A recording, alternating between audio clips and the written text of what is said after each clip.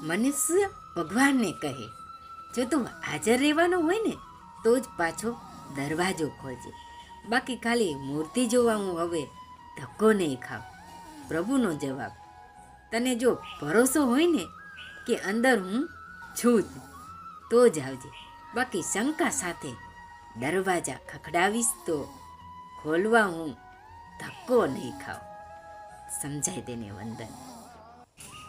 માણસની નાદાની પણ ખરી છે. અંધારું મનમાં છે અને દીવો મંદિરમાં કરે છે. આંખ પોતાની બંધ છે અને ઘંટી વગાડી ભગવાનને જગાડે છે. સમયથી મોટું કોઈ નથી. ગઈકાલે જે પંખાના સગા હતા આજે ધાબળાના થઈ ગયા છે.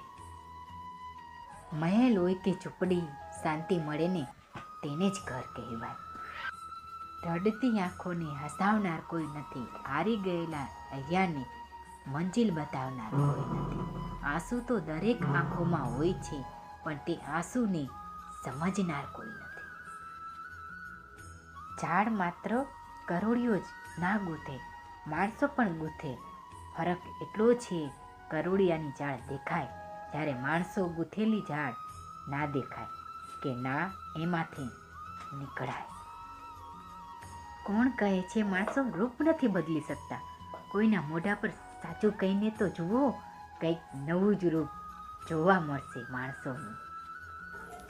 કાચું ભોજન ચાલે, કાચા મકાન ચાલે, પરંતુ કાચા કાન નહીં ચાલે, કારણ કે એ વિનાશનો તરસે. આટલું બધું દર્દ સહન કર્યા પછી એટલું તો સમજાયું કે જે વધારે લાગણી રાખે છે ને એ જ દુઃખી થાય છે. વિશ્વાસ કરવા માટે તમારા વ્યક્તિમાં ઈમાનદારી છલકવી જોઈએ. દેખાડો અને ચાર સારી વાતો કરી લેવાથી વિશ્વાસ નથી જીતી શકાતો. પોતાના હોય એ જ પથારી ફેરવે, બાકી પારકાને થોડી ખબર હોય આપણી પથારી ક્યાં પાથરેલી છે. પૈસા વિના કોઈ નથી તમારું આ દુનિયામાં. ગમે એટલા અંગત મિત્રો હોય પણ સમય જતાં બદલી જશે, કેમ કે દુનિયા પૈસા અને પરિસ્થિતિ જોઈને વ્યવહાર રાખે છે. મીઠું બોલીને અંધારામાં રાખવા કરતાં સામેવાળી વ્યક્તિને ભલે દુઃખ થાય પણ સાચું બોલવું સારું છે.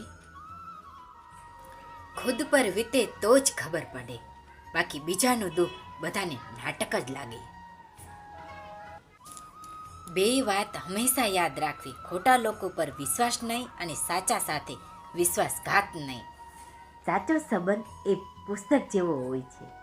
પુસ્તક ગમે એટલું જૂનું થઈ જાય તોય પણ એ ક્યારેય પોતાના શબ્દો બદલતું નથી.